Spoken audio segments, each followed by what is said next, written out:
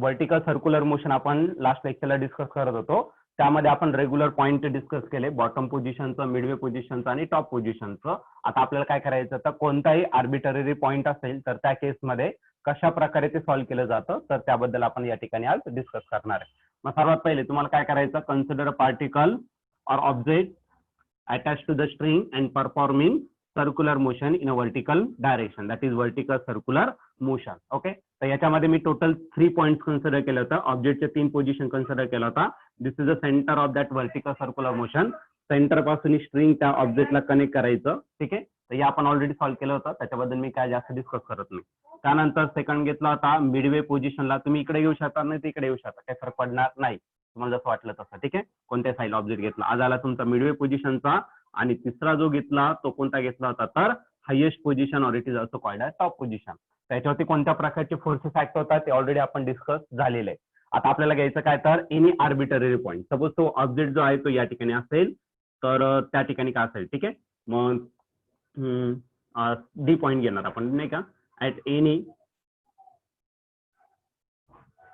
Arbitrary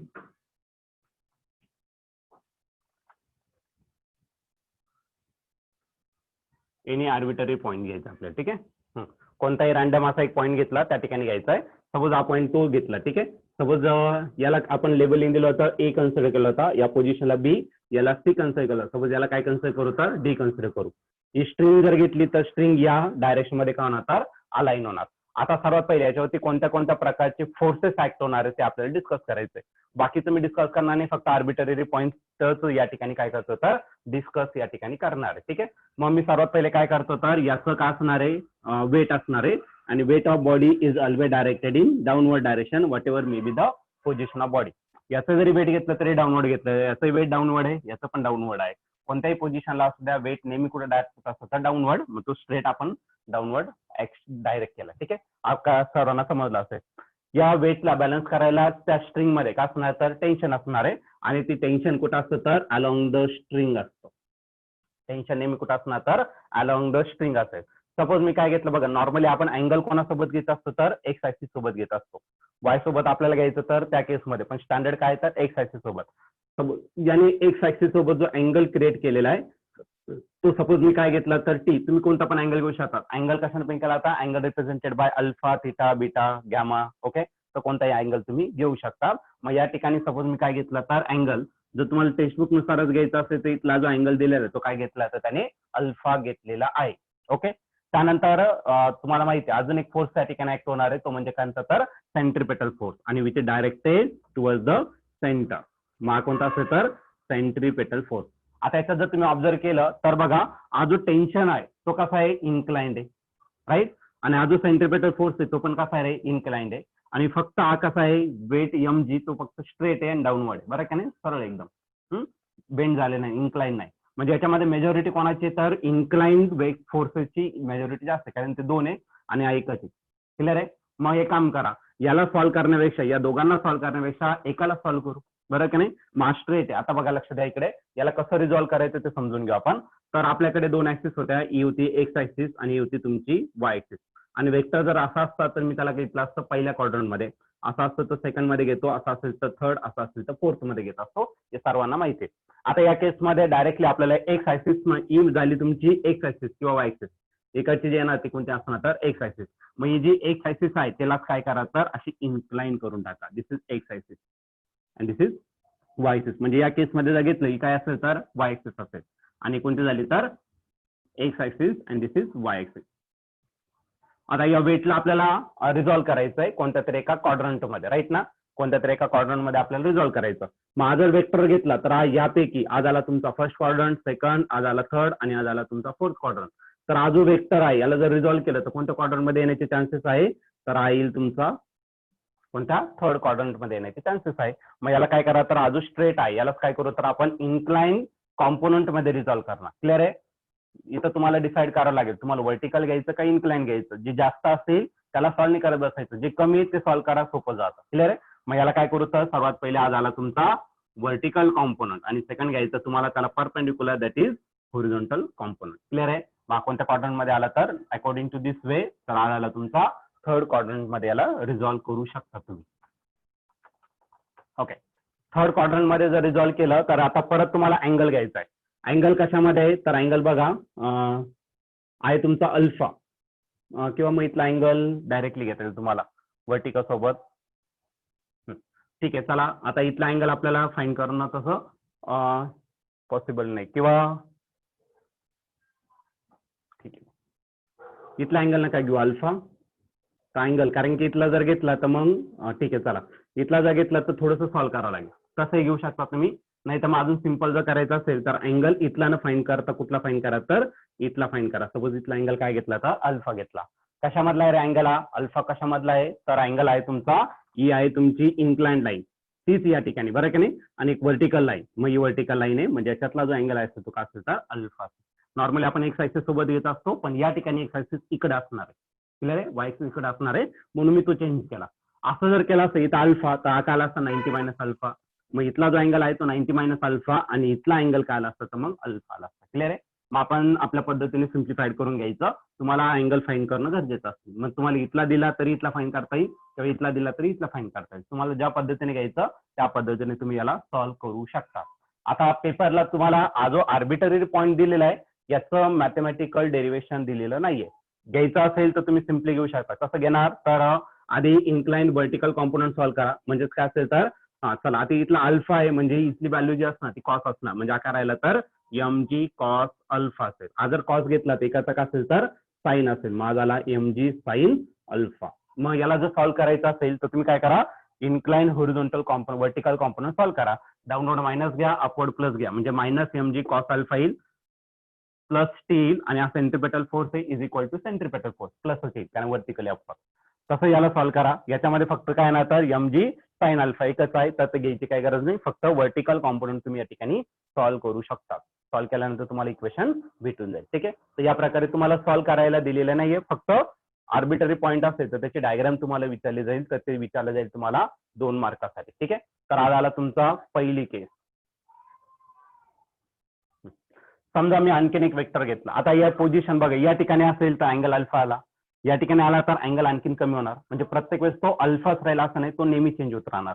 या quadrant मध्ये असेल तर काही पण असू शकतो बरं का नाही. म्हणजे 0 पासून तर 90 पर्यंत राहू शकतो. इथून 0 पासून स्टार्ट झाला तर इथपर्यंत गेला तर 90. मग त्याच्यामध्ये कुठे राहू शकतो बरं का नाही. म्हणजे या अल्फाची व्हॅल्यू चेंजेबल असणार आहे तर ते फिक्स नसणार आहे. म्हणून आपण एक फिक्स इक्वेशन या ठिकाणी घेऊ शकत नाही. जसं याच्यासाठी घेतलं याच्यासाठी घेतलं याच्यासाठी तसं ते घेऊ शकत नाही.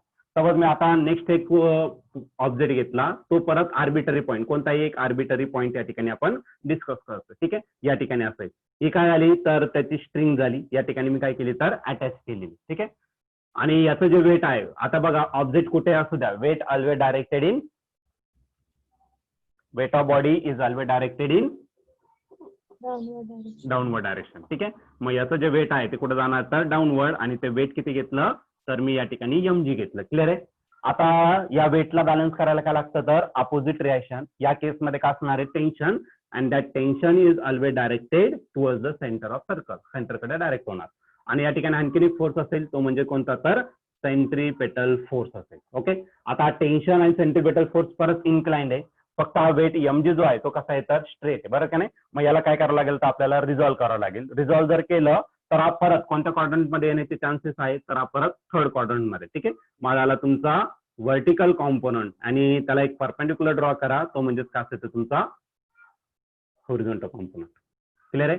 आता मला काय करायचं या ठिकाणी अँगल या ठिकाणी मला फाइंड करायचं. आता अँगल मी मोस्टली कोणासोबत घेणार आहे तर याच्यासोबत घेणार. कुठे इथं जसं अल्फा घेतला तसं इथं काय करू तर आपण वेगळा अँगल. आता एक्झॅक्ट बघा ई लाईन आणि ई लाईन ते स्ट्रेट नाही कळलं का नाही थोडंसं इकडे बेंड झालेला आहे. मग अल्फा आणि अँगल सेम असेल का तर नसणार. मग मी दुसरा अँगल घेतला. सपोज अँगल काय घेतला तर थिटा घेतला. ही स्ट्रेट लाईन नाहीये समजून घ्या. ये आजू लाईन आहे तो इकडे बेंड झालेला आहे म्हणजे अल्फा आणि थिटा नॉट अ सेम त्या वेगळ्या असू शकतात बरं का नाही. आता हा जो थिटा घेतलेला आहे तो कोणासोबत घेतला आहे तर स्ट्रेट लाईन सोबत आणि यासोबत बरं का नाही. मग याला पॅरलली लाईन आहे आणि असा जर घेतला तर इथं झेड तयार होईल म्हणजे अल्टरनेट अँगल या ठिकाणी येऊ शकतो. आज आला तुमचा थिटा. मग ही साईड थिटा जर घेतला तरी काय झालं ऍडजस्टंट साईड आणि ऍडजस्टंट असेल तर आपण काय करणार तर कॉस लिहिणार. मग टेन्शन टी तर असणार आहे आणि या ठिकाणी जो येणार आहे तो काय येणार तर एम जी कॉस थिटा आणि इकडे जर घेतला तर तो काय असेल तर एम जी साईन थिटा. या प्रकारे तुम्ही काय करू शकता तर सॉल्व्ह करू शकता. कोणताही घ्या. आता याच्यामध्ये कोणताही इथं घेतला इथं घेतला इथं घेतला फक्त तुम्हाला थिटा जर माहित असेल तर तुम्ही उरलेले जे कॉम्पोनंट तुम्हाला सॉल्व्ह करायचे किंवा ज्या व्हॅल्यूज तुम्हाला सांगितलेल्या आहे त्या व्हॅल्यू तुम्ही या ठिकाणी सॉल्व्ह करू शकता. ही न्यूमेरिकल साठी इम्पॉर्टंट असणार आहे, कारण न्यूमेरिकल मध्ये तुम्हाला असा रेग्युलर पॉईंट दिलेला नसेल. तर मग तुम्हाला कोणताही पॉईंट दिलेला असेल, थिटा दिलेला असेल, तर तुम्ही व्हर्टिकल सर्क्युलर मोशन मध्ये त्यांनी जे विचारलं ते तुम्ही त्या ठिकाणी फाइंड करू शकता. बाकीच्या व्हॅल्यू तुम्हाला दिलेल्या असतील. ठीक आहे. मग या प्रकारे तुम्ही काय करू शकता, तर कोणताही आर्बिटरी पॉईंट जर असेल तर ते सहजरित्या तुम्ही या ठिकाणी सॉल्व्ह करू शकता. मी फक्त आर्बिटरी पॉईंटचाच विचार केला. आधीच्या लेक्चरमध्ये या पॉईंटचे फोर्सेस, या पॉईंटचे फोर्सेस आणि या पॉईंटचे सर्वांचे फोर्सेस मी दाखवलेले होते. जर त्याच वेळेस ही डायग्राम काढली असती मे बी तुम्हाला ते काहीच समजलं नसतं. त्याच्यामुळे मी काय केलं तर सेपरेट आर्बिटरीचं डायरेक्टली सेपरेटली पॉईंट घेऊन टाकला, म्हणजे तुम्हाला बेटर समजेल, सगळं गोंधळून जाईल. व्हर्टिकल सर्क्युलर मोशन मध्ये फर्स्ट केस झाली होती मास कनेक्ट करायचा आपल्याला एका स्ट्रिंगला. आता केस नंबर 2 घ्यायचा आहे, जो मास कनेक्ट येणार आहे किंवा जो बॉब कनेक्ट केलेला आहे तो कशाला कनेक्ट करायचा, एखाद्या रॉडला तुम्हाला कनेक्ट करायचा. मग आपण केस नंबर 2 कनेक्ट करू, स्टार्ट करू. Case number 2, mass tied to the rod. Case number 2, mass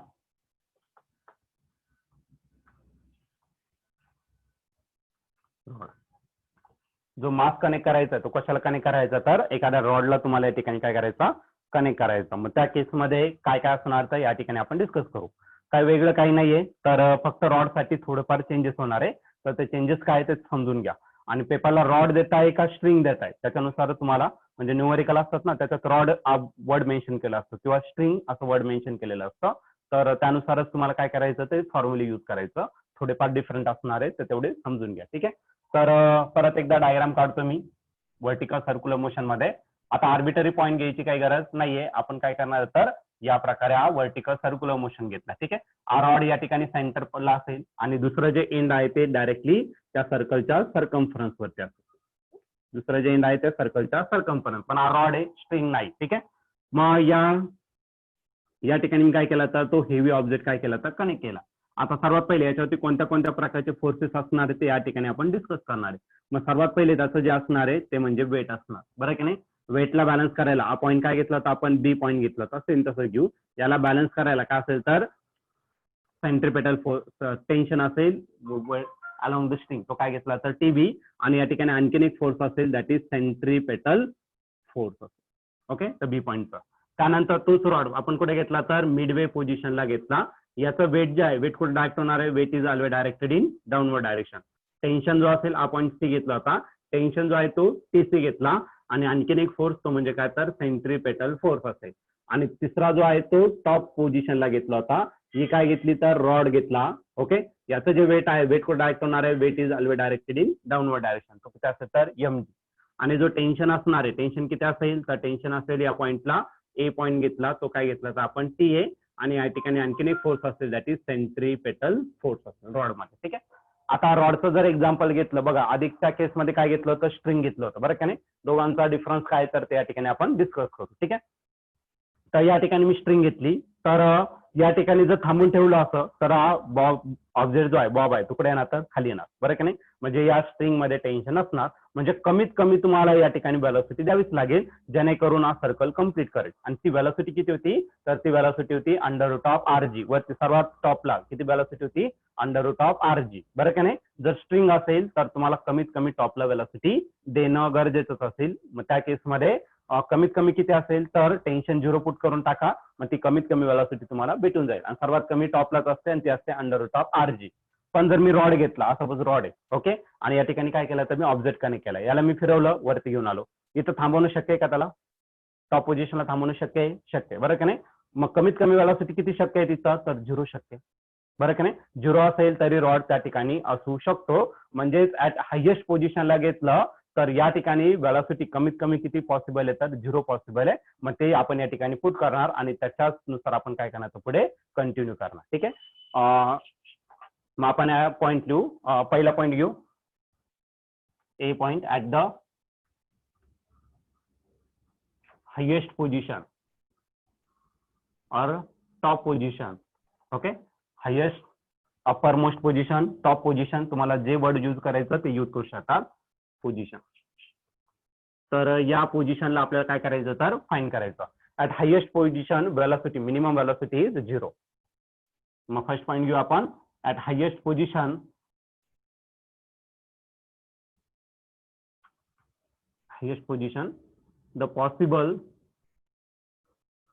the possible minimum velocity is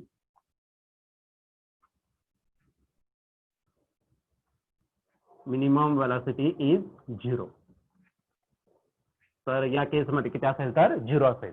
मग टॉप पोझिशनला घेतलं तर वेलॉसिटी या डायरेक्शन मध्ये, हा जो पार्टिकल आहे सर्क्युलर मोशन करतोय, vertical circular motion in anti clockwise direction. ठीक आहे, या डायरेक्शन जर मूव्ह असेल तर इथली जी वेलॉसिटी असेल ती टँजेन्शियल असेल. मग हा पॉईंट काय आला तर ए पॉईंटचा, आणि तिथली मिनिमम वेलॉसिटी आपण किती पॉसिबल ठेवू शकतो तर 0. मग ती 0 झाली. That is velocity at highest position, that is A position, is equal to 0 metre per second. एका झालं तर तुमचं वेलॉसिटी झालं.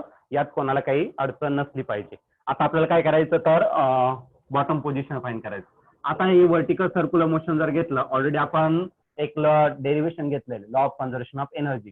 कोणत्याही पॉईंटला जर तुम्ही एनर्जी कॅल्क्युलेट केली तर दॅट एनर्जी रिमेन्स कॉन्स्टंट. म्हणजे काही ठिकाणी कायनेटिक एनर्जी जास्त राहील, पोटेन्शियल कमी राहील, किंवा काही केसमध्ये पोटेन्शियल जास्त राहू शकते, कायनेटिक कमी राहू शकते. मग आपण सेम त्याच पद्धतीने काय करणार या ठिकाणी सॉल्व्ह करणार. मग आपण या पोझिशनची वेलॉसिटी या ठिकाणी फाइंड करू, म्हणजे कोणती बॉटम पोझिशनची. ठीक आहे, मग बी पॉईंट घेऊ. ऍट द लोएस्ट पोझिशन, किंवा त्याला लोएस्ट म्हणा किंवा बॉटम पोझिशन म्हटलं तरी चालेल. At lowest or bottom position according to law of conservation of energy, according to law of conservation of energy.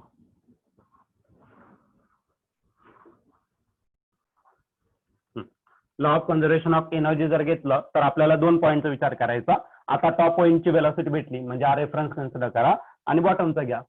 कोणत्याही दोनचं घेऊ शकता तुम्ही, काय अडचण नाहीये. पण आपल्याला सध्या बॉटमचं फाइंड करायचं, तर याची माहिती आहे आणि याचा यूज करू. ठीक आहे, मग total energy at point A is equal to total energy at point B. Okay, आता टोटल एनर्जी घेतलं म्हणजे total energy is the addition of kinetic and potential energy.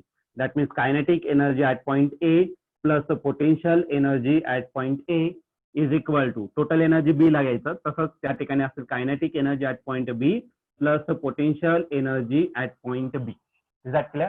आता ए पॉइंटला जर घेतलं, कायनेटिक एनर्जीचा फॉर्म्युला सर्वांना माहिती आहे, 1/2 mva² प्लस पोटेन्शियल एनर्जी जर घेतला तर पोटेन्शियल एनर्जी mgh. आता आपण डिस्टन्स बी पॉईंट पासून मेजर करणार आहे, आपल्याला ए पॉईंटचं पोटेन्शियल.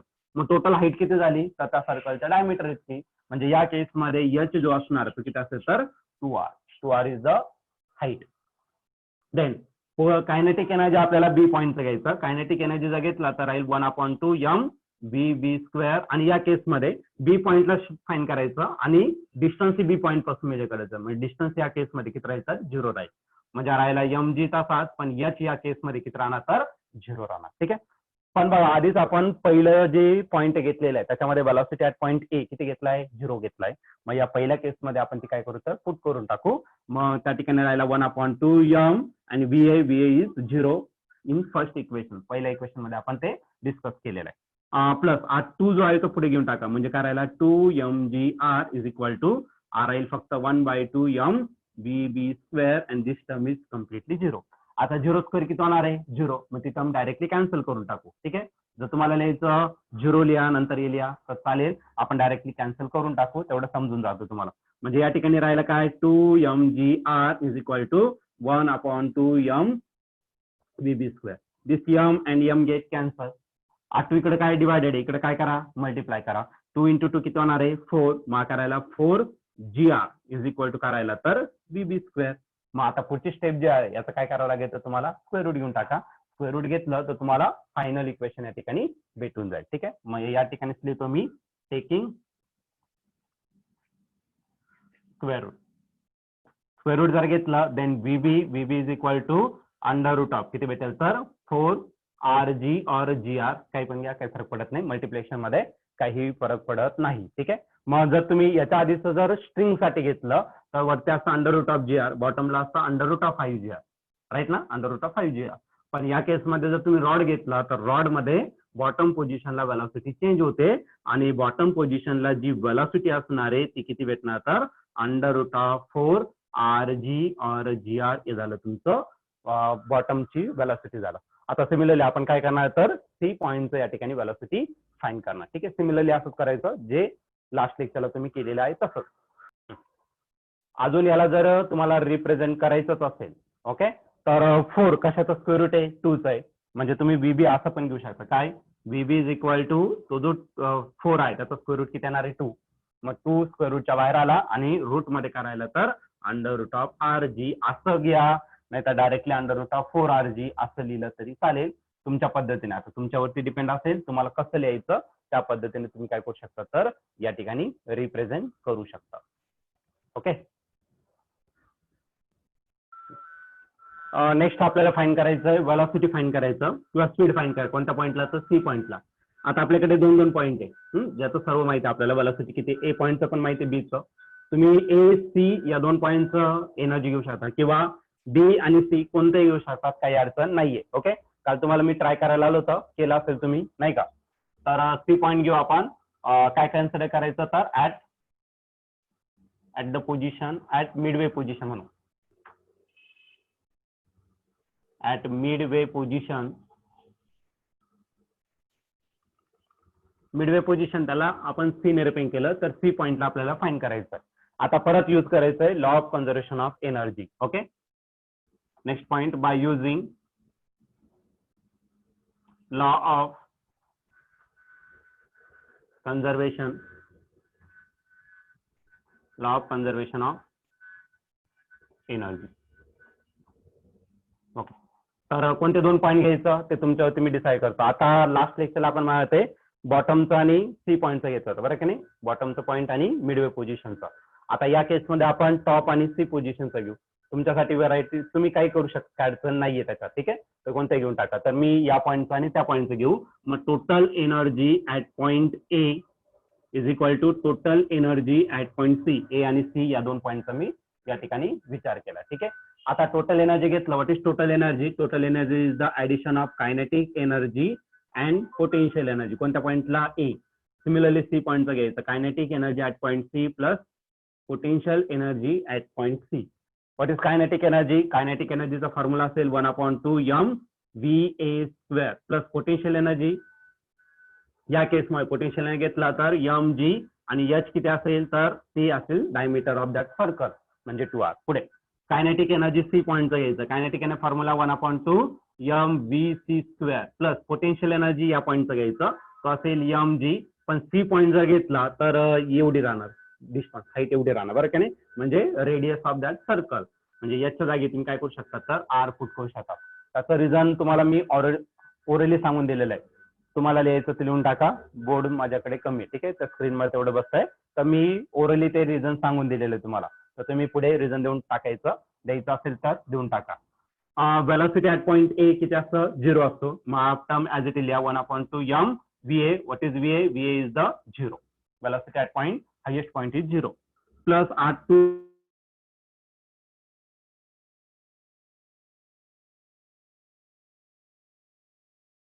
म्हणजे आरायला 2 मायनस करून घ्या म्हणजे सोपं जाईल. Minus mgr is equal to remaining is 1/2 mvc². Is that clear? A 0चा स्क्वेअर केला तर टोटल 0 येणार आहे. 2 mgr मायनस mgr किती येणार आहे फक्त mgr is equal to 1/2 mvc². आता 0 नाही लिहिला तरी चालेल. आता लिहिलाय तर राहू द्या. पुढची स्टेप ऍज इट इज लिहू. mgr is equal to 1/2 mvc². This m and m get cancel. आता 2 इकडे डिवायडेड इकडे काय करा मल्टिप्लाय करा म्हणजे करायला तर 2gr इज इक्वल टू काय भेटेल तर vc². आणि लास्ट स्टेप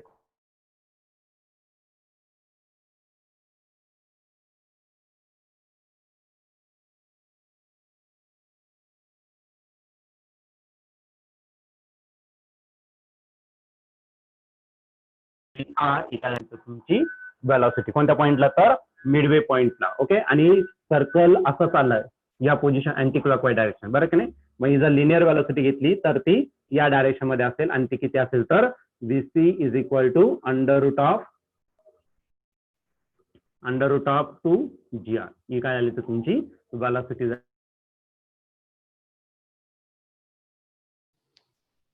व्हिडिओ अटकतोय सर, ब्लर पण दिसतंय.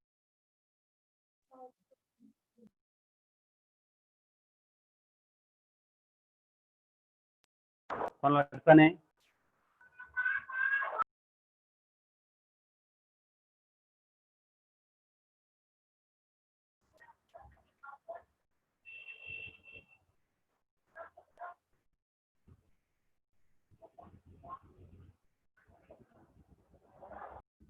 आता घेऊ आपण difference in tension at highest position and lowest position. या दोन पॉईंट मधलं काय करायचं आपल्याला, डिफरन्स फाइंड करायचंय. मग नेक्स्ट पॉईंट घेतो मी, स्टार करतो. Difference in tension, difference in tension in a rod, tension in rod at highest and lowest position. Highest position आणि लोएस्ट पोझिशन यामध्ये किती डिफरन्स असणार आहे टेन्शन मध्ये ते आपल्याला डिस्कस करायचं. वेगळं काय करायचं नाही, फक्त आता हायेस्ट पॉईंट, आता सर्वात जास्त टेन्शन कुठं असणार आहे, लोएस्ट पॉईंटला. मग याचे व्हर्टिकल कॉम्पोनंट सॉल्व्ह करून घेऊ, डायरेक्ट सॉल्व्ह करून घेऊ. ओके, मग पहिला पॉईंट घेऊ त्याच्यात at lowest position, at lowest position by solving vertical component. Okay, तर कोणता पॉईंट आहे लोएस्ट पोझिशन, तर बी पॉईंट. बी पॉईंटचे काय करू तर वर्टिकल कॉम्पोनंट सॉल्व्ह करू. सेम तसं व्हर्टिकली डाऊनवर्ड मायनस घ्यायचं, व्हर्टिकली अपवर्ड प्लस घ्यायचं. मग येणारे मायनस, पण आपण पहिले प्लस घेऊ, म्हणजे काय आलं तर टेन्शन ऍट पॉईंट बी म्हणजे टीबी झाला. नंतर मायनस mg आणि याच्यावरती ऍक्ट होणारा टोटल फोर्स, तो म्हणजे काय तर सेंट्रिपेटल फोर्स. तो व्हर्टिकली अपवर्ड आहे, तो इक्वल टू च्या बाजूला घ्यायचा. व्हर्टिकली अपवर्ड काय घेणार तर पॉझिटिव्ह घेणार आहे. आज आला तुमचा सेंट्रिपेटल फोर्स. पण मला फाईन काय करायचं आहे तर टीबी फक्त मायनस mj राईट साईडला प्लस mg. मग tension at point B is equal to mg. What is centripetal फोर्सचा फॉर्म्युला काय आहे तर तो आहे mvb स्क्वेअर अपॉन आर, कारण बी पॉईंटचं काढायचं ना, मग वेलोसिटी बी पॉईंटचं घ्यायचं बीबी. ओके, त्याची व्हॅल्यू भेटलेली ती पुट करा, त्यावेळेस आपल्याला डायरेक्ट टेन्शन भेटून जाईल ऍट पॉईंट बी जर काढायचं असेल तर. ठीक आहे, पण आपल्याला डिफरन्स सांगितलाय तर आपण डिफरन्स साठी घेऊ पहिले. ठीक आहे, जर फाईंड करायचं असेल तर डायरेक्ट याच्यात व्हॅल्यू पुट करून टाका. What is B B under root of 4rg, त्याचा स्क्वेअर केला तर ओनली 4rg. मग त्यानुसार तुम्ही सॉल्व्ह करू शकता. दिस इज इक्वेशन फर्स्ट. आता बी पॉईंट घेऊ कोणता तर at highest position. At highest position, highest position काय आहे तर ते आहे ए पॉईंटचा आपल्याला ठिकाणी डिस्कस करायचं. सेम व्हर्टिकल कॉम्पोनंट सॉल्व्ह करा. सर्व डाऊनवर्ड आहे, mg पण डाऊनवर्ड आहे मायनस झाला, टेन्शन पण डाऊनवर्ड आहे तोही मायनस झाला, सेंट्रिपेटल पण मायनस, म्हणजे सर्व मायनस सर्व काय करून घेऊ पॉझिटिव्ह करून घेऊ. ठीक आहे, म्हणजे एक स्टेप आपण पुढे जाणार डायरेक्टली. ठीक आहे, मग टेन्शन झाला, tension at point A plus mg झाला आणि is equal to centripetal force झाला. अकॉर्डिंग टू साइन कन्व्हेन्शन पहिले मायनस येणार आहे, पण आपण त्याच्या पुढचा विचार करून डायरेक्ट मायनस कॅन्सल करून प्लस कन्वर्ट केलं. यात कोणाला अडचण नसायला पाहिजे. प्लस mg राईट साईडला काय करा मायनस mg, म्हणजे tension at point A is equal to what is centripetal force, centripetal force is mv square upon R, पण कोणत्या पॉईंटचं तर ए पॉईंटचं, आणि this is minus mg. This is equation second. Okay, आता एक काम करा, इक्वेशन 2 आपल्याला या ठिकाणी जास्त, इक्वेशन 2 काय करा इक्वेशन 1 मधून सबट्रॅक्ट करा. मग next point subtracting equation 2 from equation 1. What is equation 1? Equation 1 आहे तुमचं tension at point B minus याच्यामध्ये टेन्शन ऍट पॉईंट ए करायचा. ओके, राईट साईड घेऊन टाकले, लेफ्ट साईड घेऊन टाकले, आता राईट साईडचं घ्या. राईट साईडला याची टेन्शन ऍट पॉईंट बी काय आहे तर mg, आणि प्लस काय असेल तर तुमचं mvb स्क्वेअर अपॉन आर, आणि हा मायनस करायचा, मग याला ब्रॅकेट मध्ये टाकू mva square upon R minus mg. Is that clear? तर मायनस साईन दिलं तर इथे सर्व साईन चेंज होऊन जातील. मारायला minus sorry mg plus what is vb is under root of 4rg, मग त्याचा स्क्वेअर केला तर फक्त भेटेल 4rg लिहिलंय त्या ठिकाणी. ठीक आहे, undivided by R, minus R आयला व्हॉट इज va इज 0, मग या ठिकाणी 0 घेतला. ठीक आहे, किंवा स्क्वेअर करा डिवाइडेड बाय आर, आणि हा मायनस आहे, मायनस काय होणार तर plus mg. Is that clear? Okay, मग पुढे जर सॉल्व्ह केलं this R and R get cancel, मग इथं काय राहिला तर mg प्लस 4mg. ही टर्म तर 0 झाली -0 आणि last one is the mg. mg plus 4mg 5mg plus mg किती झाला तर 6mg. क्लिअर आहे.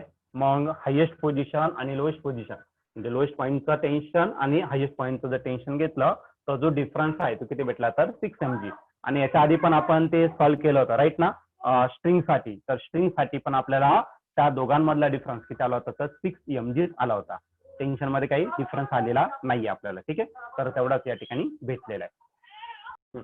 होमवर्क असणार आहे तुमचं difference in tension at lowest position and Midway position. Lowest आणि मिडवे पोझिशनला तुम्हाला टेन्शन मध्ये किती डिफरन्स आहे ते तुम्हाला फाइंड करायचं. ठीक आहे. तर इथे तुमचं काम आहे. तर हे होमवर्क तुम्ही सॉल्व्ह करायचं. सेम याच प्रकारे तुम्हाला सॉल्व्ह करावं लागेल. पहिले या पोझिशनचं घ्या. इक्वेशन 1 ऍज इट इज आहे. फक्त इक्वेशन 2 जो आहे तो सी पॉईंटचा म्हणजे होरिझॉन्टल कॉम्पोनंट सॉल्व्ह करावं लागेल. Is that clear. Horizontal component solve करा, सबट्रॅक्शन करा आणि डिफरन्स तुम्हाला भेटून जाईल. Write down the question. Show that energy remains conserved in a vertical circular motion if rod is there. Rod असेल तर किंवा for string energy remains constant in a vertical circular motion असा question राहील. आणि दुसरा काय राहील तर for rod energy remains conserved in a vertical circular motion. Rod साठी पण एनर्जी कॉन्झर्व्ड राहील आणि स्ट्रिंग साठी पण राहील. पण दोन्ही सेम नसणार आहे. ठीक आहे. मग दोन्ही किती असणार आहे तर आपण ते या ठिकाणी डिस्कस करू. मग यात फर्स्ट पॉईंट घेतला तर कोणत्या पोझिशनला तर ऍट हायेस्ट पोझिशन घेऊ. ऍट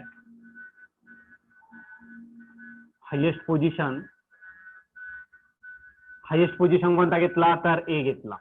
ठीक आहे. आता आपल्याला काय फाइंड करायचं टोटल एनर्जी फाइंड करायचं.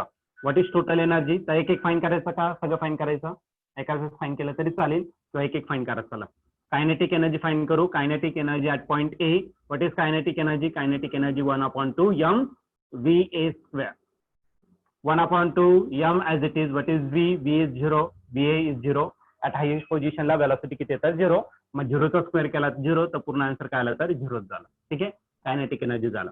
सिमिलरली आता आपल्याला फाइंड करायचं काय तर potential energy. Potential energy at point A. What is potential energy. Potential energy mgh. h is in this case A पॉइंटला h किती असणार तर r असेल. मग तो 2 पुढे घेऊन टाकू. मग तो काय आला तर 2mgr is the potential energy. आणि लास्ट वन काय करायचं आपल्याला addition of this two energy is the total energy. Okay. Third is the total energy. Total energy at point A is equal to kinetic energy at point A plus potential energy at point A. Kinetic energy in at highest position is 0 but potential energy is 2mgr. 0 plus 2mgr is 2mgr equal झाली तर total energy झाली कोणत्या पॉइंटला तर ए पॉइंटला. दिस is equation first. हे झालं पहिल्या पोझिशनचं. सिमिलरली तुम्हाला सॉल्व्ह करायचं बी पोझिशनचं लोएस्ट पोझिशनचं. मग तिथं जर घेतलं कायनेटिक एनर्जी 1/2 mv². म्हणजे हा काय भेटेल सॉल्व्ह केलं तर एकदम सिम्पली सॉल्व्ह करून देतो म्हणजे तुम्हाला लगेच समजून जाईल. ठीक आहे. कायनेटिक एनर्जी किती राहील 1/2 mvv². याचा स्क्वेअर केला तर किती भेटेल तर 4rg. 2 1 1 2 2 4 म्हणजे 2mrg. आणि पोटेन्शियल एनर्जी किती राहील कारण डिस्टन्स 0 आहे h 0 आहे म्हणजे पोटेन्शियल 0 किती राहिला 2mgr. क्लिअर आहे. म्हणजे बी पॉईंटचं पण तुम्हाला भेटून जाईल. ते तुम्हाला सॉल्व्ह करायचं आहे. मी काय सॉल्व्ह करून देणार नाही फक्त आता डिस्कस करतो. ठीक आहे. आता या पोझिशन जगू. Kinetic energy 1/2 mvc². What is vc² तो आहे 2gr. स्क्वेअर केला तर बरं की नाही. मग 2 2 कॅन्सल म्हणजे राहिला mgr. What is potential energy mgh. पण या केसमध्ये h किती आहे तर r.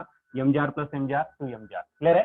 म्हणजे या केसमध्ये जर रॉड घेतला तर रॉड मध्ये टोटल एनर्जी किती भेटणार तर 2mgr. आणि जर स्ट्रिंग घेतलं तर स्ट्रिंग साठी किती भेटणार तर 5/2 mrg और mgr.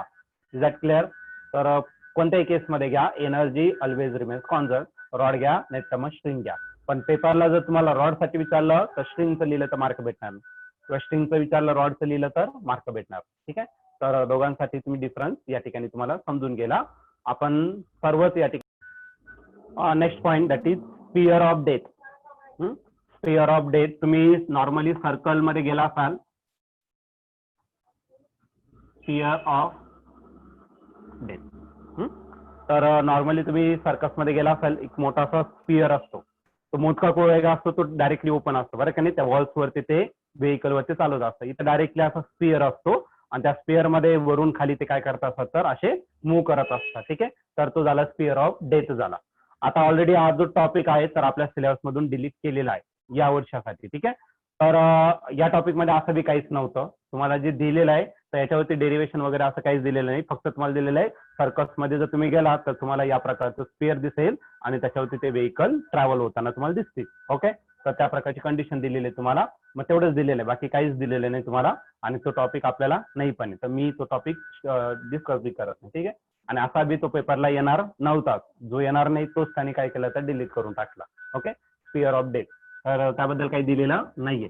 तर आपण काय करू तर आता पुढचा पॉइंट जो पेपरला येऊ शकतो तुम्हाला तो म्हणजे काय तर vehicle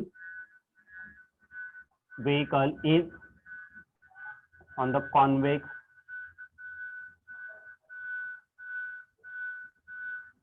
bridge. Okay, convex bridge आहे त्याच्यावरती तो व्हेकल आहे, तर त्यावरती आपल्याला कन्सिडर करायचं. तर ब्रिज बघितलं असेल नॉर्मली ते जे रिव्हर असतात रिव्हरच्या दोन्ही बँक वरती ते लावलेलं असतात किनाऱ्यावरती, बरं का नाही. तर या प्रकारचा कर्व शेप असतो, त्याच्यावरून व्हेकल जात असतात.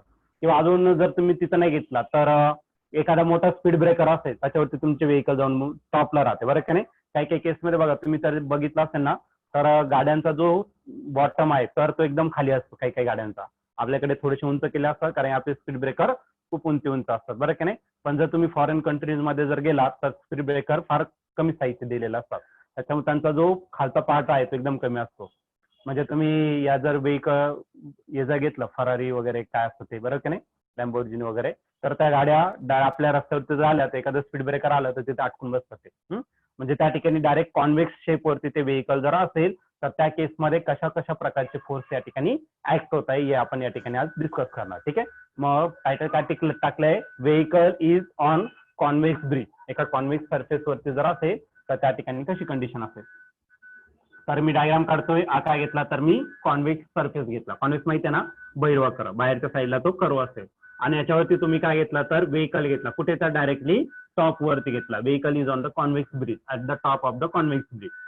आणि याच्यावरती ते व्हेकल घ्यायचं. व्हेकल तुम्ही पूर्ण काढली तरी चालेल, ठीक आहे, किंवा मग एखादा बॉक्स दाखवून दिला तरी चालेल.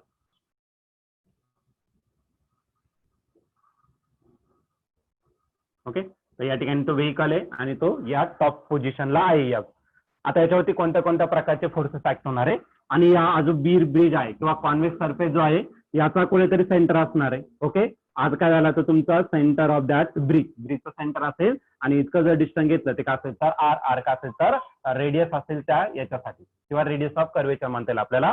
त्या कॉन्वेक्स ब्रिजसाठी रेडियस ऑफ कर्वेचर असेल. It is represented by letter R. आता या व्हेकल वरती कोणत्या कोणत्या प्रकारचे फोर्सेस ऍक्ट होणार आहे ते या ठिकाणी आपण डिस्कस करू. तर सर्वात पहिले याचं काय असणार आहे, weight. And weight of body is always directed in downward direction whatever may be the position of body. आणि वेट किती असणार तर mg. आता वेटला बॅलन्स करायला काय लागेल रे,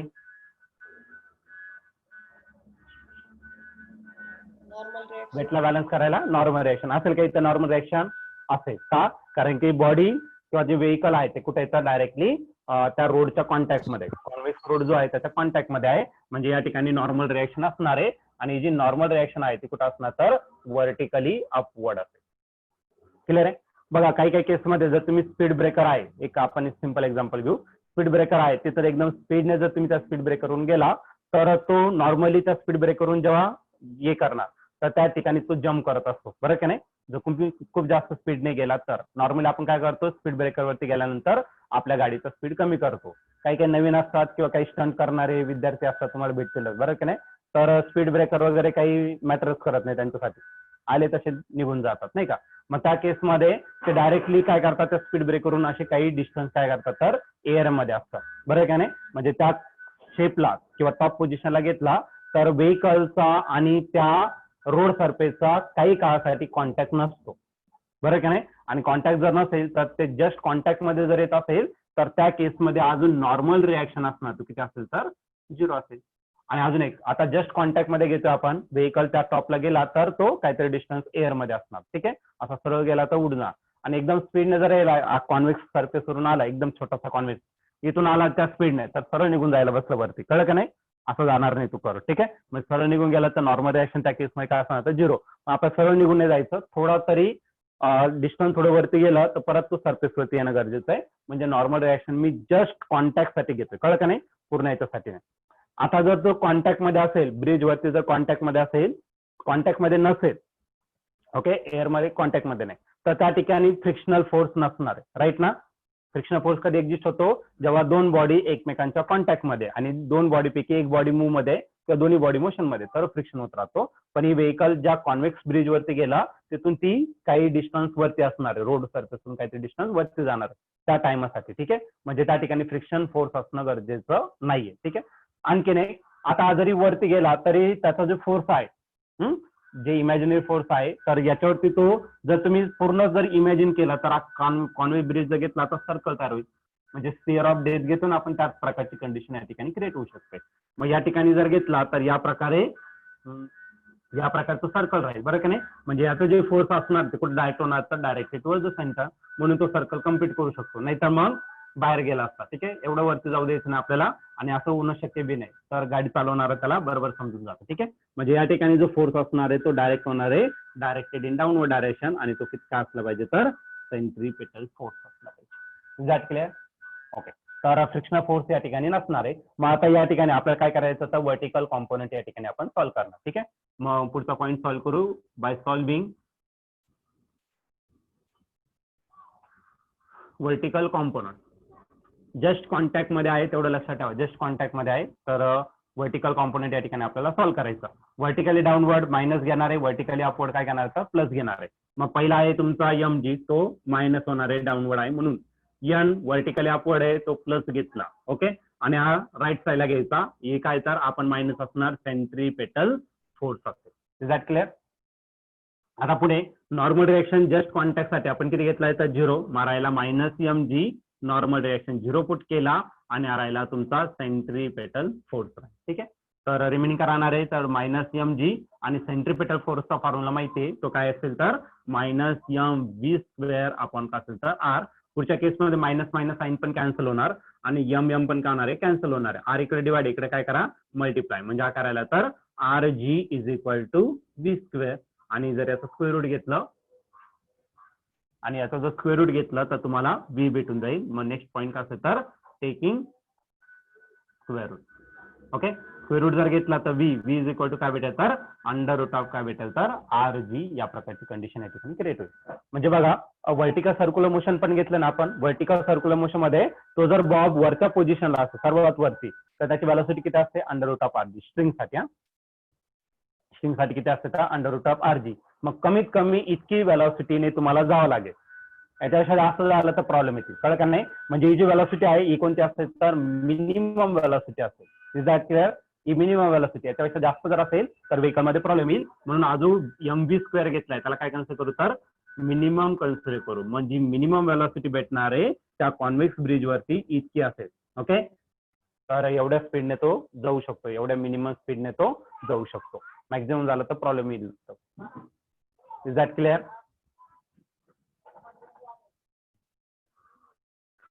स्पियर ऑफ डेथ जर घेतलं तुम्ही तर तिथं पूर्ण सर्कल असा मोठा स्पियर असणार आणि त्या स्पियर मध्ये ती व्हेकल मूव्ह करत राहणार.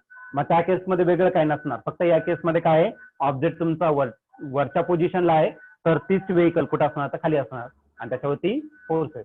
आता जस्ट कॉन्टॅक्ट मध्ये पाहिजे तिथे, बरं का. कॉन्टॅक्ट मध्ये असून डायरेक्ट जाणार, डायरेक्ट कॉन्टॅक्ट लूज केला तर डायरेक्ट खाली पडणार, ठीक आहे. जस्ट कॉन्टॅक्ट असेल तर नॉर्मल रिएक्शन परत 0 पुट करावं लागेल आणि बाकीचं असं सॉल्व्ह करावं लागेल. परत व्हेलॉसिटी तीच भेटेल अंडर रूट ऑफ rg. इथे असेल तर परत त्याच प्रकारचे कॉम्पोनंट घ्यायचं, वेट mg, त्याला अपोजिट रिएक्शन नॉर्मल रिएक्शन इकडे असेल, क्लिअर आहे. नॉर्मल रिएक्शन इकडे असेल कारण सरफेस इकडे, क्लिअर आहे. सरफेसचा परपेंडिक्युलर आहे, नॉर्मल रिएक्शन इकडे, सेंट्रीपेटल फोर्स इकडे. जर स्पियर ऑफ डेथ घेतला तर एक काम करतो, डायग्राम काढून दाखवतो तुम्हाला. स्पियर ऑफ डेथ मध्ये काय असेल ते हा सर्कल आहे आणि ती व्हेकल इथं आहे, बरं का नाही. व्हेकल इथं आहे, जस्ट कॉन्टॅक्ट आहे, तर याचं वेट डाऊनवर्ड चाललं mg, त्याला अपोजिट रिएक्शन नॉर्मल रिएक्शन ती जस्ट कॉन्टॅक्ट म्हणून 0 आणि सेंटरकडे येणार आहे, सेंटरकडे सेंट्रीपेटल फोर्स राहील. या ठिकाणी ऑब्जेक्ट घेतला तर वेट डाऊनवर्ड mg, त्याला अपोजिट रिएक्शन ती नॉर्मल रिएक्शन सरफेसला परपेंडिक्युलर, क्लिअर आहे. आणि आणखीन एक फोर्स ऍक्ट होणार आहे तो म्हणजे काय तर सेंट्रीपेटल फोर्स. आणि त्या बॉटमला जर घेतलं तर weight downward, right. Normal reaction सरफेसला परपेंडिक्युलर ती या ठिकाणी असेल. क्लिअर आहे. आणि आणखीन एक काय असेल तर सेंट्रिपेटल फोर्स. या प्रकारे सॉल्व्ह करायचं. सिमिलरली इकडे ही जशी कंडिशन आहे तसंच इकडे पण कंडिशन क्रिएट होणार. पण तुम्हाला ते मॅथमॅटिकली दिलेलं नाहीये. ते काही फार अवघड आहे असं नाही. जे व्हर्टिकल सर्क्युलर मोशन घेतलंय तेच आहे. फक्त टेन्शन नाहीये. टेन्शनच्या जागी काय येणार आहे नॉर्मल रिएक्शन. बाकी काहीच नाही. कळलं का नाही. बाकी काहीच नाही तिथं. फक्त टेन्शन रिप्लेस करायचं नॉर्मल रिएक्शन. तर या प्रकारे तुम्ही फिअर ऑफ डेथ पण घेऊ शकता जर तुम्हाला विचारलं गेलं तर. पण तुम्हाला पूर्ण डिटेलमध्ये दिलेलं नाहीये त्याने, त्याच्यामुळे मी पण घेतलेलं नाहीये आणि ऑलरेडी तो प्लस मधून यावर्षी डिलीट केलेला आहे. एंड झालं दॅट इज सर्क्युलर मोशन. आणि सेकंड पार्ट आपल्याला ते स्टार्ट करायचं दॅट इज रोटेशनल मोशन. तर रोटेशनल मोशन स्टार्ट करताना तर मी याच्या आधी तुम्हाला दोघांमधला नेमका डिफरन्स सांगितलाय. कधी रोटेशनल घ्यायचं आणि कधी सर्क्युलर मोशन घ्यायचं. ठीक आहे. आता आपण डायरेक्टली काय करू तर स्टार्ट करू with kinetic energy. Rotational motion जर असेल त्याच्यात कायनेटिक एनर्जी किती असणार आहे. ओके. तर ते या ठिकाणी आपण डिस्कस करू. Kinetic energy of A rotating body.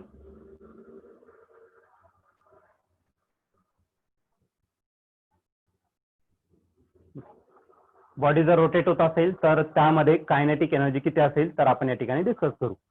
आता बघा एक बॉडी घेतला मी, कोणताही बॉडी घेतला. ओके. तर एक लॅमिनार बॉडी घेतली, अशी बॉडी घेतली. ठीक आहे. आता याला काय केलं तर मी एक पिन घेतलं किंवा एक लाईन घेतलं ती याच्या सेंटर पासून पास केली. नॉर्मली आपण जो पॉईंट घेत असतो आपल्याला जर रोटेशन करायचं असेल तर नॉर्मली आपण त्याच्या सेंटर ऑफ मास पासून तो लाईन पास करत असतो. तुम्ही तसं कोणत्याही एंड पासून केलं तरी चालेल. आपल्याला बघा आपल्या घरामध्ये दरवाजा असतो तर दरवाजा या प्रकारे असेल तर आपण एक जी ऍक्सिस आहे तीच असते आणि या प्रकारे आपण त्याला ओपन करत असतो. बरं की नाही. बंद चालू करत असतो ओपन आणि बरं की नाही दरवाजा या प्रकारे. मग ती जी ऍक्सिस आहे ही जी लाईन ज्याच्या भोवती काय होतं तर रोटेट होऊ शकतं. आपण नॉर्मली 90 डिग्री पर्यंत रोटेट करतो. बरं की नाही. कारण इकडे भिंत असते आणि इकडे दरवाजा असतो. बरं की नाही. आणि सगळं इकडे भिंत नसते तर ती अशी गोल गोल फिरली असते त्या ऍक्सिस भोवती. तर तुम्ही मॉलमध्ये गेला असता ना तर ती गोल गोल फिरतात. किंवा तुम्ही एखाद्या बगीच्याच्या एंट्रीमध्ये गेला, एंट्रीला एक गेट असतो बघा, तिथे गेट असेल तर एक लाईन इथं असते आणि एक ऍक्सिस इथं असते. बरं की नाही. आणि याच्या भोवती ते असं फिरत असतात. बरं की नाही. आता असं फिरायला त्याला एकदम सहजरित्या ते फिरतं. बरं की नाही. आणि इथे जर ऍक्सिस असेल तर ते काय होतं त्याला थोडं अपोजिशन भेटत असतं. म्हणजे अशी लाईन की ज्याच्या अराउंड काय होते तर बॉडी काय होते तर रोटेट होत राहते. त्याला काय म्हटलं जातं तर axis of rotation. Okay. The line around which body rotate is called as axis of rotation. मग नॉर्मली जे ऍक्सिस ऑफ रोटेशन घेणार आहे ती कुठे घेतली पाहिजे तर बॉडीच्या centre of mass. What is centre of mass. The total mass of the body is suppose to be concentrated at a single point. Okay. तर एका कोणत्या तरी पॉईंटला बॉडीचं टोटल मास कॉन्सन्ट्रेट झालेलं असतं त्याला काय म्हटलं जातं तर सेंटर ऑफ मास म्हटलं जातं. मग मी काय घेतलं तर बॉडी घेतलं, रिजिड बॉडी घेतली. What is rigid body. Rigid त्याचा शेप आणि साईज चेंज होणार नाही on the application of force. कोणता इरेग्युलर शेपचा घेतला. रेग्युलर शेप असला पाहिजे असं काही गरजेचं नाहीये. आता बघा इरेग्युलर म्हणजे तुम्ही स्टोन घेऊ शकता. आता याचं सेंटर ऑफ मास कसं असतं तर इरेग्युलर जर असेल तिकडे बॉडीचा शेप कमी असतो, तिकडे मास कमी असतं. राईट ना. आणि जिकडे शेप असा फुगलेला असेल तिथं मास काय असेल तर जास्त राहील. म्हणजे सेंटर ऑफ मास तुम्हाला कुठे लोकेट करायला लागेल तर ज्या ठिकाणी मास जास्त असेल. आणि सिम्पल लँग्वेज मध्ये सांगायचं गेलं सेंटर ऑफ मासचा अर्थ तर त्या बॉडीला जर तुम्ही डिवाइड केलं त्या पॉईंट पासून तर इकडे जेवढं मास भेटेल तेवढंच मास या साईडला पण भेटेल. Is that clear. What is centre of मास. तर बॉडीला जर तुम्ही त्या पॉईंट पासून डिवाइड केलं तर दोन्ही साईडचं जे मास भेटणार आहे that should be remain equal. तर त्याला आपण सेंटर ऑफ मास म्हणू शकतो. मग ही रेग्युलर बॉडी घेतली, इरेग्युलर बॉडी घेतला आणि या ठिकाणी मी सेंटर ऑफ मास घेतला किंवा कोणताही पॉईंट घेतला. असं गरजेचं नाही की सेंटर ऑफ मासच पाहिजे. ठीक आहे. आणि या लाईन पासून या पॉईंट पासून मी काय घेतला तर एक लाईन ड्रॉ केलं. या लाईनच्या अराउंड तुमची बॉडी काय होणार तर रोटेट होणार. इकडे डॉटेड लाईन दाखवलं. का बरं डॉटेड दाखवलं ते लगेच समजून जाईल तुम्हाला. ठीक आहे. बघा आता इकडे लक्ष द्या. ही बॉडी आहे. ऍक्च्युली तुम्हाला ही जी बॉडी दिसते ती अशी दिसू राहिली बरं का ना डायग्राम मध्ये. ऍक्च्युली तशी नाही. ती कशी तर या प्रकारे अशी हॉरिझॉन्टल पोझिशनला अशी नाही. कळलं का नाही. पण आता मला अशी काढता येणार नाही. समजून राहिलं ना. तर बॉडी अशी नाही तर अशी आहे आणि लाईन अशी पास होते आणि याच्या भोवती ती बॉडी फिरते. क्लिअर आहे. आता तुम्ही जर असं जर इथून जर लाईन पास केलं तर वरची लाईन तुम्हाला कम्प्लिटली दिसणार आहे. पण खालचा जो पार्ट आहे तर काही पार्ट तुम्हाला दिसणार नाही, काही पार्ट दिसेल. मग इथला पार्ट दिसत नाही म्हणून तो कशाने पेन केला that should be represented by dotted line. आणि जो पार्ट दिसतोय तो कशाने पेन केला तर कंटिन्युअस लाईन. इकडचा दिसेल म्हणून तो कंटिन्युअस लाईन. ठीक आहे. इमॅजिनरी पार्ट जो आपण इमॅजिनरी करतोय किंवा तो दिसत नाही, विजिबल नाही, that should be represented by dotted line. And जो विजिबल आहे किंवा रिअल मध्ये आहे, रिअल मध्ये दोन्ही पण आहे, पण जो विजिबल आहे त्याला कंटिन्युअस लाईन आपण रिप्रेझेंट केला. ठीक आहे. आता ही बॉडी जी आहे ती काय होणार तर रोटेट होणार आहे. कोणतं मोशन करेल तर rotational motion in anticlockwise direction with angular velocity, constant angular velocity omega. Omega इतक्या अँग्युलर वेलोसिटी ती बॉडी काय होते तर तुमची रोटेट होते. क्लिअर आहे. आता ही बॉडी कोणतं मोशन करते, बॉडी कोणतं मोशन करते, बॉडी मोशन करते rotational motion, right. Body rotate होऊ राहिली, रोटेशनल मोशन. पण तुम्हाला हे पण माहित असेल बॉडी कशापासून बनलेली आहे, body is made up of number of particles, छोटे छोटे पार्टिकल पासून बॉडी बनलेली असते, राईट. मग सपोज मी काय घेतलं याच्यामध्ये एक पार्टिकल घेतला, एक छोटासा पार्टिकल घेतला की ज्याचं मास किती असेल तर m1 इतकं त्याचं मास असेल. क्लिअर आहे. आणि जर या ऍक्सिस पासून त्याचं जर मी डिस्टन्स घेतलं तर हे जे डिस्टन्स असेल ते किती घेतलं तर सपोज r1 इतकं डिस्टन्स घेतलं. आता r1 काय तर ते समजून घ्या एकदा. ठीक आहे. तर मी थोडंसं प्रॅक्टिकली तुम्हाला दाखवतो. ही बॉडी आहे दिसतंय सर्वांना आणि काय तर तुमची ऍक्सिस. क्लिअर आहे. ही ऍक्सिस आहे. ठीक आहे. ते पकडतो. ही ऍक्सिस आहे, दिसलंय सर्वांना. ही ऍक्सिस आहे आणि या ठिकाणी एक पॉईंट घेतला, कोणताही पॉईंट घ्या बॉडीवरती, कोणताही पॉईंट घ्या. ठीक आहे. या ठिकाणी घ्या, या ठिकाणी घ्या, कोणताही घ्या. आणि या पॉईंटचं जर डिस्टन्स घेतलं तर ऍक्सिसला ही जी लाईन आहे आर बघून घ्या आता. ठीक आहे. इथं एक पॉईंट घेतला मी सपोज, त्या पॉईंट पासून ते इथपर्यंत डिस्टन्स घेतलं तर या ऍक्सिसला ही जी लाईन आहे कशी रे,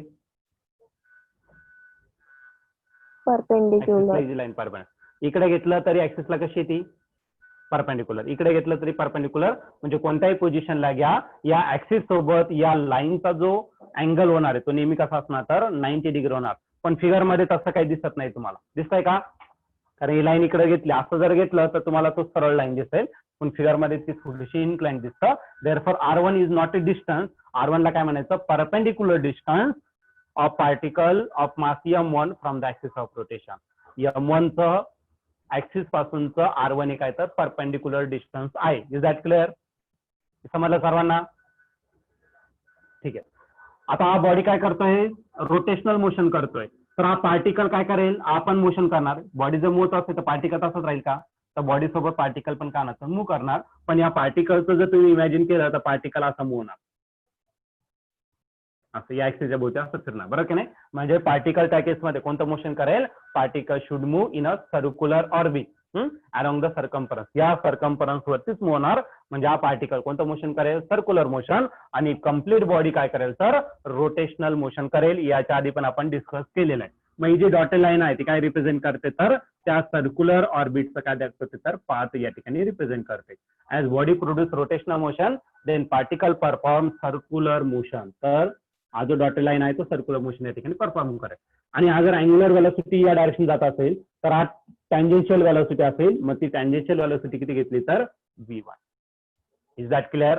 हा पार्टिकल m1 सर्क्युलर मोशन करेल आणि पार्टिकल असा मूव्ह झाला, जर सपोज मूव्ह होत असेल तर त्याची टँजेन्शियल वेलोसिटी किती असते तर v1 इतकी त्याची टँजेन्शियल वेलोसिटी असली पाहिजे. Okay.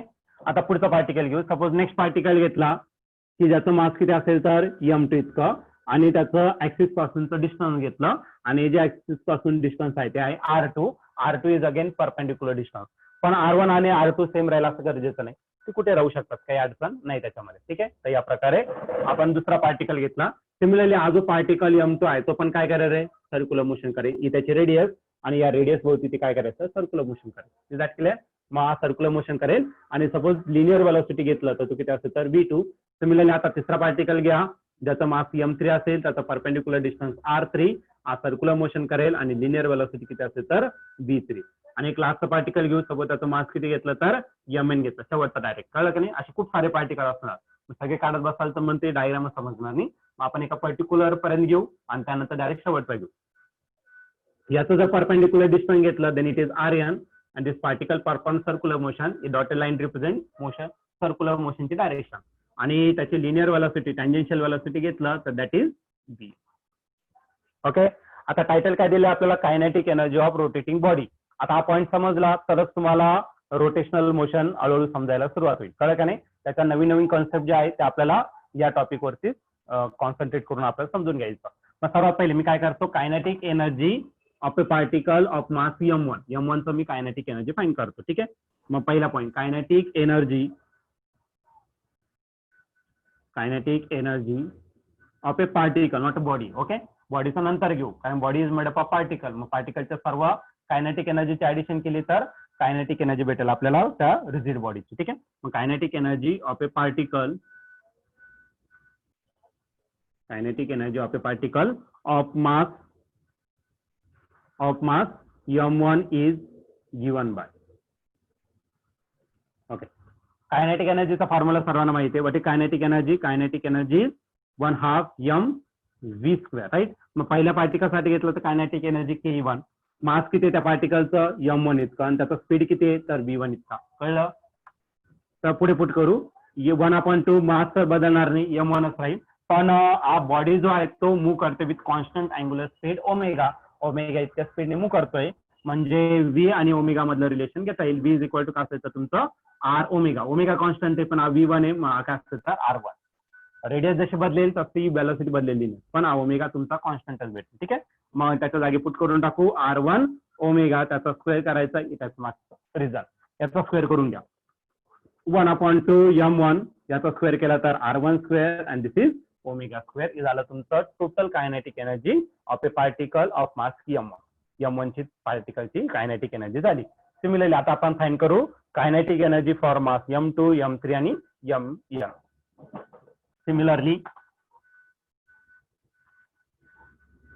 Similarly, kinetic energy of a particle of masses आता m1 ऑलरेडी झालेला आहे. मग काय करू तर of masses m2, m3 dot काय घेतला तर mn घेतला, जेवढे असेल तेवढे. ठीक आहे, पार्टिकल ऑफ मासेस m1 आणि m2 mn रिस्पेक्टिव्हली. तर या सर्वांचा आपल्याला एकाचा घ्यायचा. आता मी दुसऱ्यासाठी घेणार. मग डायरेक्टली आता कायनेटिक एनर्जी घेणार आहे कोणत्या पार्टिकलसाठी ज्याचा मास m2 आहे. मग डायरेक्ट इक्वेशन द्यायचं. कायनेटिक एनर्जी फॉर्म्युला काय भेटला 1/2 लिहिला तो. मास किती आहे तर m2 आहे. डिस्टन्स किती आहे परपेंडिक्युलर डिस्टन्स ते आहे r2. m2 आणि आला r2 स्क्वेअर आणि ओमेगा कॉन्स्टंट आहे तर ओमेगा स्क्वेअर. आता हे परत सॉल्व्ह करत बसत नाही, पहिल्यासाठी सॉल्व्ह केलेलं आहे. आता सिमिलरली दुसऱ्यासाठी आपल्याला लिहायचं, डायरेक्ट लिहिलं तरी चालेल. आणि तिसरं जर घेतलं तर कायनेटिक एनर्जी तिसऱ्या पार्टिकलसाठी राहील 1/2 मास m3 perpendicular distance r3 square आणि राहिला तुमचा ओमेगा स्क्वेअर. आणि आता लास्ट पार्टिकल घेऊ. Kinetic energy for nth number of particle that is 1/2 mass mn perpendicular distance rn square आणि अँग्युलर वेलोसिटी ओमेगा स्क्वेअर. हे झालं पार्टिकलसाठी. पण body is made up of number of particle. That mean total kinetic energy of that body is nothing but the addition of kinetic energy of each and every particle. प्रत्येक पार्टिकलच्या kinetic एनर्जीचे आपल्याला सम करावं लागेल. दिस is by base on principle of superposition. Okay, by principle of superposition. Superposition मध्ये काय होतं addition केली जाते. ठीक आहे, by principle of superposition the kinetic energy of a body is. Okay, kinetic energy find करायचं कोणाचं तर बॉडीचं आपल्याला या ठिकाणी फाइंड करायचं. Kinetic energy of a body is. Okay, तर टोटल कायनेटिक एनर्जी आपण रिप्रेझेंट करू के ने. मग पहिल्या पार्टिकलची कायनेटिक एनर्जी Ke1, दुसऱ्या पार्टिकलची Ke2, तिसऱ्याचं घेतलं तर Ke3 आणि जर शेवटचं घेतलं तर kinetic energy for nth number of particle. Okay, आता पहिल्या याच्यामध्ये kinetic energy as it is लिहिली मी इज इक्वल टू पहिल्या पार्टिकलची कायनेटिक एनर्जी डायरेक्ट शेवटचा फॉर्म्युला काय येतं 1/2 m1 r1 square omega square plus दुसऱ्या याच्यासाठी घेतलं तर 1/2 m2 r2 square omega square plus तिसऱ्या याच्यासाठी त्याच्या खाली लिहितो मी. ठीक आहे, plus 1/2 m3 r3 square omega square आणि शेवटचं जर घेतलं तर तो राहील 1/2 mn rn square into omega. आता याच्यातून बऱ्याच साऱ्या टर्म्स याच्यातून कॉमन येणार आहे. ठीक आहे, मग ती कॉमन या ठिकाणी आपण घेऊन टाकू. मग kinetic energy is equal to 1/2 आणि ओमेगा स्क्वेअर काय येणार आहे कॉमन येणार. प्रत्येकाच्या दिसतो 1/2 ओमेगा स्क्वेअर. मग शिल्लक काय राहिलं तर त्याला ब्रॅकेट मध्ये लिहा. पहिल्या याच्यात राहिलं m1 r1 स्क्वेअर, दुसऱ्या याच्यात राहिलं m2 r2 स्क्वेअर. मी तिसरी टर्म इथं कॅन्सल करून टाकतो, पुढे स्पेस राहणार नाही, एका लाईन मध्ये भेटून जाईल. तर तुम्ही लिहिताना m3 r3 स्क्वेअर पण लिहून टाका. ठीक आहे, आणि प्लस लास्ट वन घेतला मी काय mn RN स्क्वेअर घेतला तर किती पण घेऊ शकता तुम्ही, नंबर ऑफ घेऊ शकता, मध्ये एखादं स्किप केलं तरी चालेल. ओके, काय अडचण आता याच्यात, हे झालं तुमचं फायनल इक्वेशन. आता याला आणखी सिम्प्लिफाय करू. बघा रेग्युलर कायनेटिक एनर्जी आणि याच्यामध्ये डिफरन्स काय ते बघून टाकू. तर कायनेटिक एनर्जी जर घेतला तर कायनेटिक एनर्जी फॉर्म्युला आहे 1/2 mv स्क्वेअर, राईट. आता याला जर इक्वेट केलं तर हा 1/2 आलेला आहे, म्हणजे दोन्ही इक्वल आहे. ओमेगा स्क्वेअर आणि तर व्ही स्क्वेअर आहे, म्हणजे दोन्ही इक्विव्हॅलंट आहे. हे रोटेशनल साठी आहे आणि हे लिनियर साठी, बरं का नाही. मग लिनियर मधला लिनियर व्हेलॉसिटी आणि अँग्युलर मधला अँग्युलर व्हेलॉसिटी झालं, हे दोन्ही इक्विव्हॅलंट म्हणता येईल आपल्याला. क्लिअर आहे. मग उरलेलं जे आहे तर हे या ठिकाणी इक्वल असणार, म्हणजे या केसमध्ये मास तर या केसमध्ये ये. क्लिअर आहे.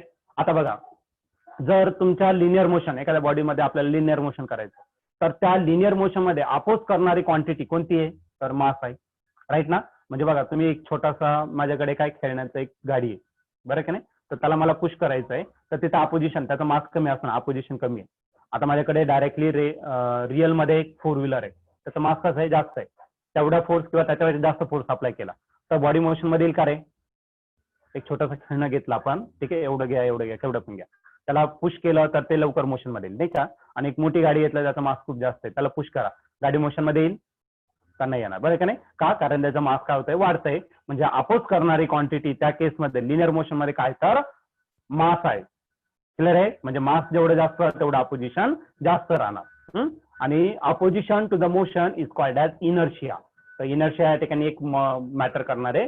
What is inertia, the opposition to the motion, कोणतंही मोशन असतं linear motion, that is inertia म्हटलं जातं, ठीक आहे. आणि जर रोटेशनल मोशन, इथं रोटेशनल मोशनला अपोज करणार काय, तर बॉडीचं जेवढं मास असेल तेवढं अपोजिशन जास्त राहील, बरं का नाही. आणि ते कशावरती डिपेंड असतं, तर ते डिपेंड असतं तुमच्या पार्टिकल किती पार्टिकल पासून बनलेले आहेत त्याच्यावरती, आणि त्या पार्टिकलचं त्या ऍक्सिस पासूनचं डिस्टन्स किती त्याच्यावरती. आता हे पण महत्वाचं असतं, ऍक्सिस कुठून पास झाली त्याच्यावरती पण तुमचं अपोजिशन डिपेंड राहतं. जर तुम्ही एंड पासून पास करत असाल तर अपोजिशन जास्त राहील, जर तुम्ही सेंटर पासून पास करत असाल तर अपोजिशन कमी राहतं. म्हणजे त्या पर्टिक्युलर डिस्टन्स काय होतं, तर कमी होतं राहतं. म्हणजे रोटेशनल मोशन मध्ये जी अपोज करणारी क्वांटिटी आहे, दिस इज दॅट मच, ठीक आहे. मग याला आपण वेगळ्या पद्धतीने रिप्रेझेंट करू थोडंसं, ठीक आहे. तर बघा, kinetic energy as it is घेतलं, आधाला 1/2 ओमेगा स्क्वेअर, आणि